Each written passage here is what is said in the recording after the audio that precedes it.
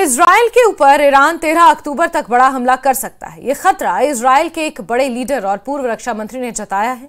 13 तारीख का इजराइल में त्योहार है और इस दौरान इजराइल में छुट्टी का माहौल है। सवाल है कि क्या ईरान 13 जून को शुरू हुए युद्ध का बदला 13 अक्टूबर को लेना चाहता है।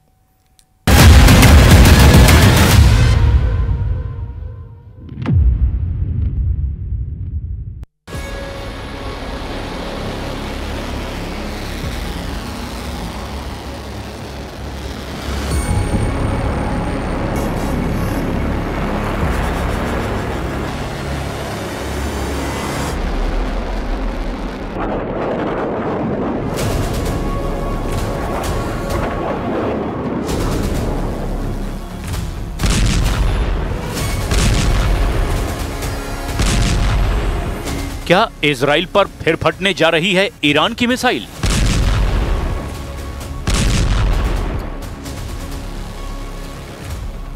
क्या तेल अवीव और हाइफा में फिर इसी तरह होगा हमला? क्या ईरान की मिसाइलों के आगे फिर ढह जाएगा इजराइल का डिफेंस सिस्टम? इजराइल पर ईरान के हमले को लेकर बड़ी चेतावनी जारी हुई है।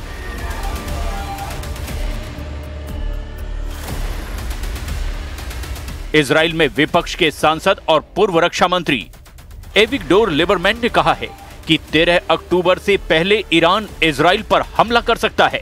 लिबरमैन का दावा है कि ईरान का सरप्राइज अटैक सुकोत त्योहार की छुट्टियों के दौरान हो सकता है। इजराइल में सुकोत त्योहार 7 दिन तक चलता है। इसीलिए लिबरमैन ने कहा है कि 6 अक्टूबर से 13 अक्टूबर तक इजराइल के लोगों को बम शेल्टर के पास रहना होगा। एक तरह से एविगडोर लिबरमैन ने इजराइल में ईरान का खौफ फैला दिया है। यानी इजराइल में इस वक्त ईरान की मिसाइलों का सायरन बजने लगा है। इजराइल की सेना को इस बात का एहसास है कि जून में हुए युद्ध के बाद ईरान ने अपना हथियार गोदाम भर लिया है।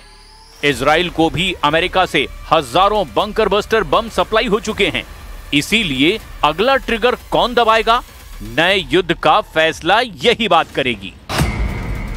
एविगडोर लिबरमैन ने कहा कि ईरान इजराइल से बदला लेना चाहता है, इसीलिए इजराइल को ईरान पर फिर से पहले हमला कर देना चाहिए।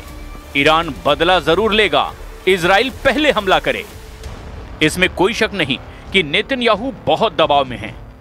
एविगडोर लिबरमैन जिस तरह से ईरान को ललकार रहे हैं, उससे लगता है कि नेतन्याहू को कोई फैसला लेना ही होगा, क्योंकि अब इजराइल के अंदर ईरान से फिर युद्ध करने का प्रेशर बढ़ने लगा है। लिबरमैन इजराइल में विपक्ष की पार्टी इजराइल बेतिनू के प्रमुख हैं। उनका कहना है कि ईरान को रोकने के लिए इजराइल के पास कोई और रास्ता नहीं है। इसीलिए ईरान के बचे हुए परमाणु और मिसाइल ठिकानों को पूरी तरह बर्बाद कर देना चाहिए, और ये भी कि वो खुद मोसाद से कहेंगे कि ईरान में सत्ता बदलने के लिए काम किया जाए। تصور این که بتونن ایران ما رو مردم ما رو به زانو در بیارن تصوری است که در خوابش ببینن. ایران چیزی است که هست. लिबरमैन दावा कर रहे हैं कि अगर वो इजराइल के प्रधानमंत्री होते तो ईरान पर हमला कर देते, और नेतन्याहू को भी इस वक्त ऐसा ही करना चाहिए। वैसे 13 जून को ईरान पर हमला करके नेतन्याहू ने यही करने की कोशिश की थी, और वो अपने मिशन में पूरी तरह फेल साबित हुए थे। लेकिन लिबरमैन जिस तरह से नेतन्याहू को युद्ध के लिए उकसा रहे हैं, उससे साफ है कि ईरान और इजराइल के बीच बहुत ही खतरनाक युद्ध का खतरा फिर से मंडराने लगा है। एविगडोर लिबरमैन 2001 से इजराइल की सरकारों में मंत्री रहे हैं। 2006 में वो पहली बार उप प्रधानमंत्री बने। 2009 में वो पहली बार विदेश मंत्री बने। 2016 में लिबरमैन पहली बार रक्षा मंत्री बने, और 2021 में 1 साल के लिए वित्त मंत्री भी रहे। लेकिन अभी इजराइल में लिबरमैन विपक्ष में हैं, यानी नेतन्याहू के विरोधी हैं। लेकिन अब उनकी बातों में ईरान को लेकर जो वार्निंग है, वो बार बार बता रही है कि इजराइल और ईरान के बीच युद्ध अभी खत्म नहीं हुआ है।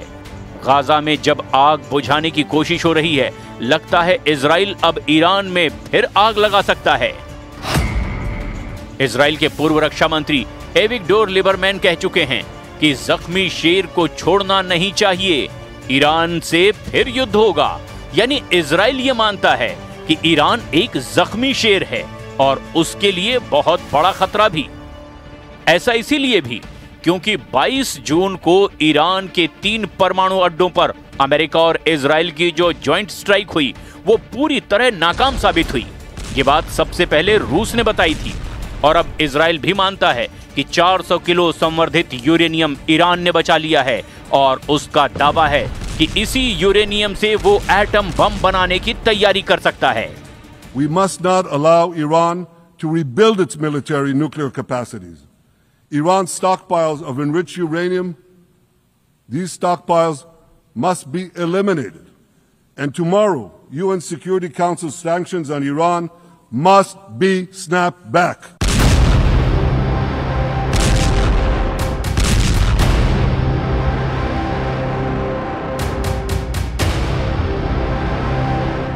नेतन्याहू के डर ने इजराइल के पूर्व रक्षा मंत्री, वित्त मंत्री और विदेश मंत्री के साथ पूर्व उप प्रधानमंत्री एविगडोर लिबरमैन को बड़ी ताकत दे दी है। अब वो भी ईरान की मिसाइलों का बड़ा खौफ दिखा रहे हैं। लिबरमैन कह चुके हैं कि मैं सबसे ज्यादा ईरान की बैलिस्टिक मिसाइलों को लेकर परेशान हूं। ईरान की सिर्फ 26 मिसाइलें इजराइल पर गिरी हैं और उन्होंने बेतहाशा तबाही मचाई है। ईरान अब भी बड़े हमले की तैयारी कर रहा है क्योंकि उसके पास हजारों मिसाइल हैं। क्या होता अगर इजराइल पर सिर्फ 26 नहीं बल्कि 260 मिसाइल गिरती? कितनी तबाही होती। ईरान ने इजराइल के खिलाफ करीब 600 मिसाइल दागी थी, 1000 से ज्यादा ड्रोन लॉन्च किए थे और इन हमलों में इजराइल के 29 लोगों की मौत हुई जबकि 3000 से ज्यादा लोग घायल हुए। उनके मुकाबले में इजराइल ने ईरान में 900 टारगेट्स पर 4000 से ज्यादा बम गिराए और इन हमलों में ईरान के 1060 से ज्यादा लोगों की मौत हुई। लेकिन इजराइल के शहरों और खासकर मिलिट्री अड्डों पर जिस तरह से ईरान की मिसाइल गिरी, उसने इजराइल के मिसाइल डिफेंस सिस्टम को पूरी तरह नाकाम साबित कर दिया। इसके बाद सीज फायर से पहले ईरान ने कतर में भी अमेरिका के मिलिट्री बेस को नहीं बख्शा। यानी ईरान ने बता दिया कि उस पर हमला हुआ तो जवाब जरूर मिलेगा।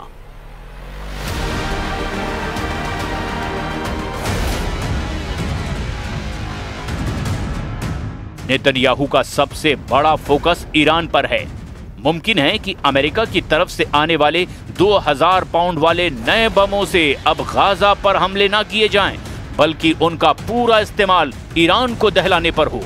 12 दिन के युद्ध में इजराइल ने ईरान पर 4200 बम गिराए थे, लेकिन इस बार इजराइल के पास तबाही के लिए डबल ताकत आ चुकी है। Everything that we need to accept according to the international frameworks. But the problem is, who will give us assurances that Israel will not carry an attack independently in order to take out our installations? Iran के इस डर की वजह Netanyahu हैं, क्योंकि उनका मानना है कि उनके दुश्मन युद्ध खत्म होने के बाद अब भी एक्टिव हैं और ईरान इस फेहरिस्त में सबसे ऊपर है। इसीलिए ये बात साफ है कि इजराइल को अमेरिका से हथियारों वाली मदद पर ब्रेक नहीं लगने जा रही। डोनाल्ड ट्रंप ने इजराइल की वॉर मशीन को लगातार ईंधन सप्लाई करने का फैसला किया है।